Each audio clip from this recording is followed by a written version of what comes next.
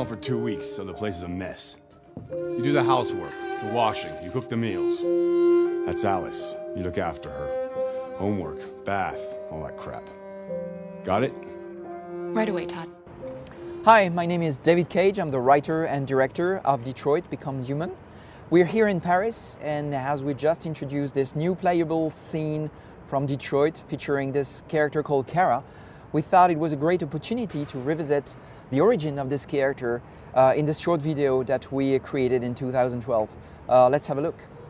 So it's been years since I haven't watched this again.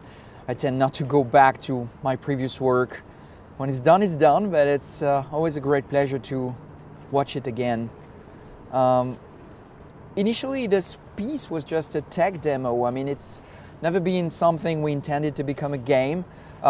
It was a tech demo that I wrote very quickly because we wanted to see what kind of emotions would come across in our brand new real-time 3D engine that was running in real time on PlayStation 3. So I wrote very quickly the script. Was not sure what I was doing exactly, just wanted to go through many different emotions in 4 or 5 minutes. So we started by casting this young actress called Valerie Curry, and I probably met dozens of actresses in LA, but when Valerie came in the room for the first time, I thought this woman has something special. I just hope that she's also a great actress. And actually, she delivered the most impressive performance I've seen. And it's a very difficult piece because it's going from being a robot to being a human being, basically, and having emotions and being able to cry and all these things. Very challenging script, very difficult, and Valerie did an amazing job. So all these things with the robotic arms that you see moving around was another major challenge we had. My God, it was really something difficult, because actually we wanted the actress to be aware of the presence of these robotic arms, and so know where they were and be able to look at them and maybe push them back at some point, as we will see. So basically we had like 3 people on set faking the arms and just, you know, with this very precise choreography, just making sure that they were moving the right way at the right moment so she could react and push them back and look at them at the right moment in the right timing. So all this is perfectly choreographed, and it was a real nightmare to make, and I think the people who did it still remember it today. So one of the challenges we had was to play with this character, make her look human, but at the same time look like an android. And one of the first questions that we had was, how are we going to make her believable, human, so people care for her and not just say, oh, it's a robot, I don't care, I don't share emotions, I don't feel any empathy. And actually the performance of Valerie Curry answered that question for us, because her performance was so moving that it became very natural and it came very easily. We just heard her singing in Japanese, so in order to do this, and before that she spoke French, and German, I think, if I remember well. Of course, it's not Valerie. She has a lot of talents, but she doesn't speak so many languages. So we had to work with a Japanese singer who just did this bit, and with a French actress and a German actress to do the different languages. And at the end, we put everything, of course, on Valerie's face, so it looks like it's Kara speaking different languages. So that was a real choreography, a lot of work, and talking to the operator was really something important. This is the moment where she realizes that she's going to be disassembled, what will happen to her. So a very moving, very important moment in the story. Working on the eyes, working on performance capture, working on the skin.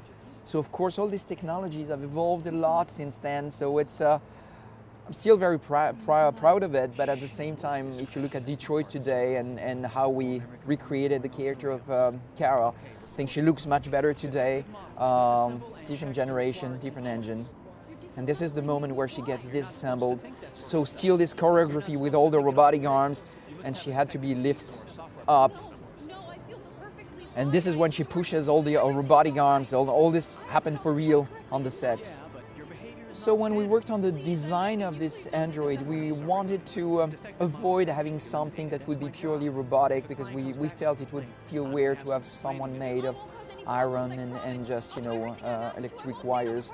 So we wanted to create a structure, an anatomy that would pretty much look like a human being. So we created this heart beating in the chest and this blue blood that would go through her veins, so we could have this, this feeling of empathy. She looks human, and she also had a heart beating and blood in her veins. That was something important to us, and I think it plays an interesting role, an interesting part in the impact that the piece has. And again, that was a huge challenge to create a character and so show how she's assembled on screen, looks like a human, and then disassembled again and then reassembled.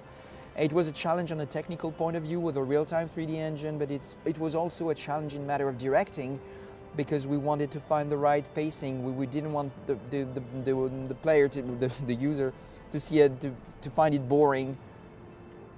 And it's all in the performance of the actress that it came to life. That's the moment where the operator changes his mind and decides to let her go. Playing with lens flares here on PlayStation 3. Last moment of fear.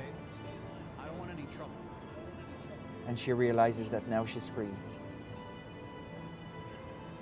And we wonder where she goes, and actually she goes in a box, and we realize that there are many models like her, but we also understand that she's very unique and very different.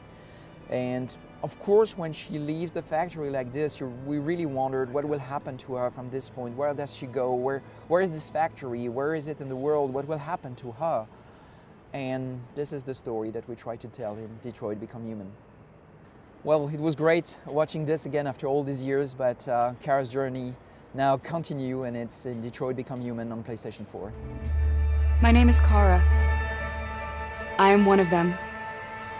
This is our story.